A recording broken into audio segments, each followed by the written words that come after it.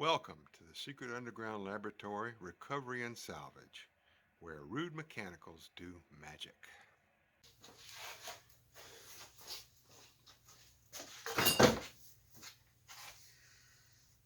Hello, I'm Bronze Age, Director of the Secret Underground Laboratory Recovery and Salvage. And today on the BF bench, we have the biggest Duncan Phyfe style table pedestal that we've ever had here. Now, we've repaired quite a few of this style tables in the past, but they were all small parlor tables, probably about 1/3 this size. This table leg comes off of a 15-foot dining room table, and that explains why it's so massive, and that also explains why it's coming apart. I screwed these two pads up on top here so that these bolts that are sticking out don't scratch the top of the bench. And when we turn it over here, we can see the actual extent of the damage. Now we've got a crack right here on the main trunk, and it might not show up too well on camera, but let me see if I can highlight it some. But we have lines here that show where this piece was put together from a bunch of boards glued together to make up this big piece. And that's actually a glue joint that has failed right there.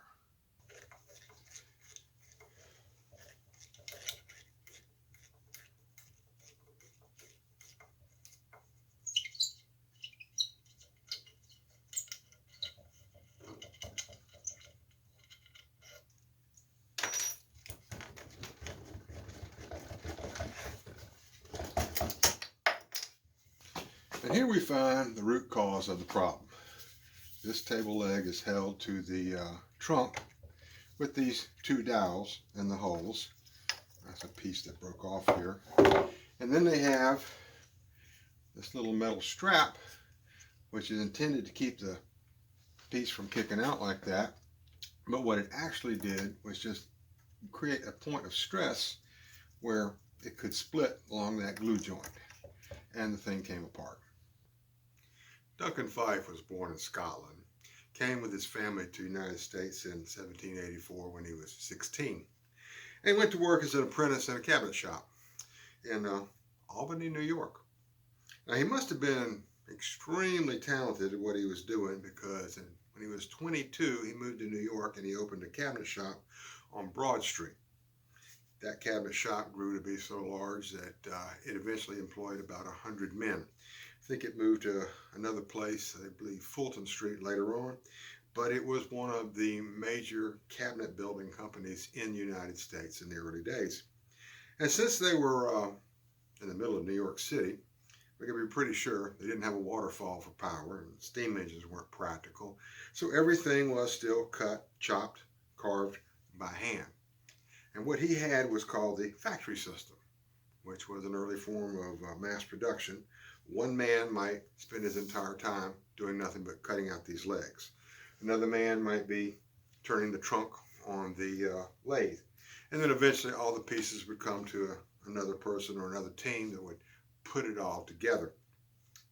What it meant was that rich New Yorkers and others who had just come back from London or Paris could buy furniture of equal quality, and what was even more, the latest styles that they had seen in London and Paris.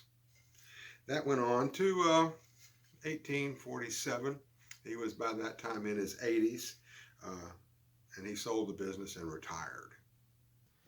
Now, that said, this is not the way Duncan did it.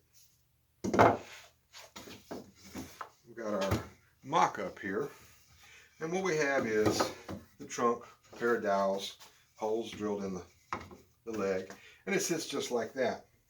They've even added this little strap at the bottom. And all this can really do is keep the trunk and the weight of the table from pushing down and breaking it. And it's pretty strong as far as that goes. The problem is, with these legs like this, you've got a natural tendency to spread apart. And there's really nothing that a dowel joint like that can do to resist that force. It depends upon the glue completely, and of course this little piece of added hardware. Now on the other side, we get a little closer to the Duncan original. A sliding dovetail with the counterpart cut here goes in just like this.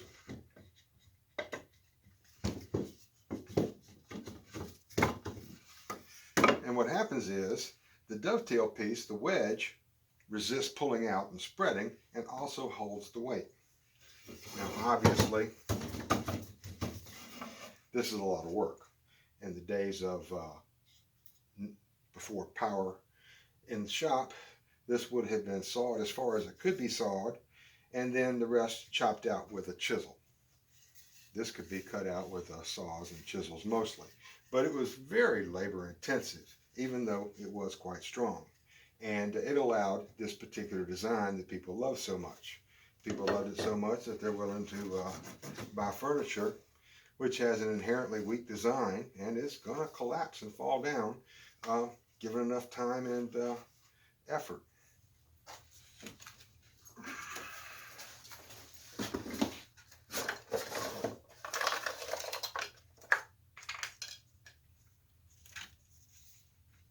The loose chip is going to be held in place with the slow cure epoxy.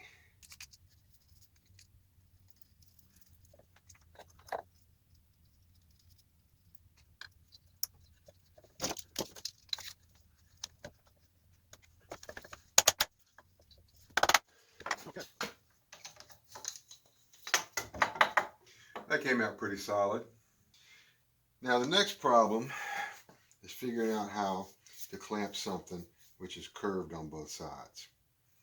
And to deal with that, I've made a little box here which has the same curves, just like that. And I've even made little notches and holes here so that I can handle the clamps with one hand when I'm putting all this together. The most important part of any clamping scheme is the dry fit. You really can't neglect that, no matter how sure you are of how well everything is going to fit.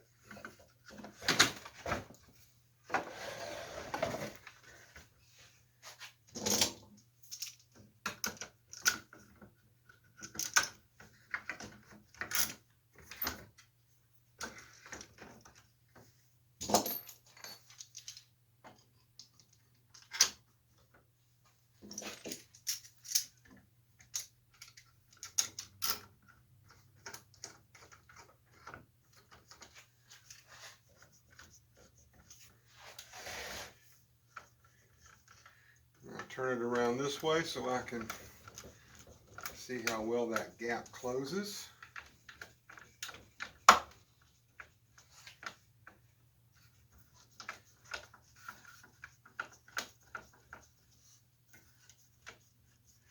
And I believe that is going to do it. So now, take it all back apart. I'm going to be using regular Titebond 2 glue for this, but nobody really wants to watch me smearing glue all over everything. This is the most exciting part of it. Also, while the glue is drying, I've got to make a metal brace that's going to replace these little tiny pieces of hardware that will support the load of the table legs and take the stress off of the trunk. So.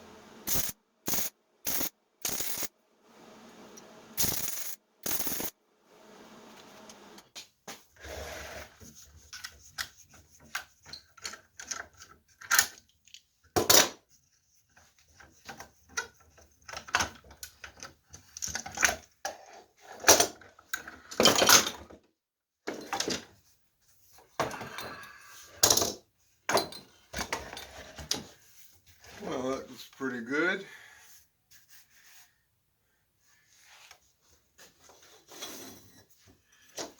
Now what I've got to do is drill holes and fit this brace to it, and this job will be just about done. Now, as I said at the beginning of the video, the reason that this piece is here in the lab is because of a poor design. There wasn't enough structure here to resist the spreading of these legs when the table's weight was on it. In fact, the only mechanical resistance it had to the spreading was this little plate here and 2 screws. And this long screw actually goes down into that top dowel right there on the joint with this short screw here. And it created a stress point inside the end grain of the trunk here, which is made up of several different pieces of wood, and eventually one of those glue joints failed. So to improve on this problem,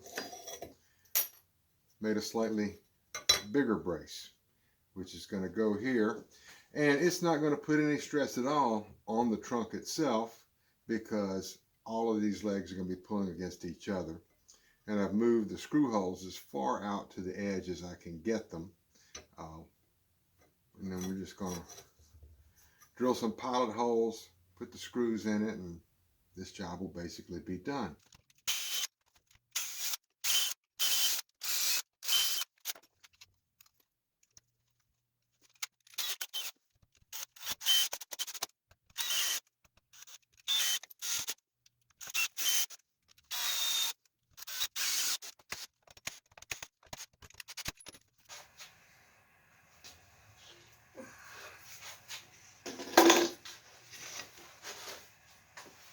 Well, this is Bronze Age, director of the Secret Underground Laboratory Recovery and Salvage.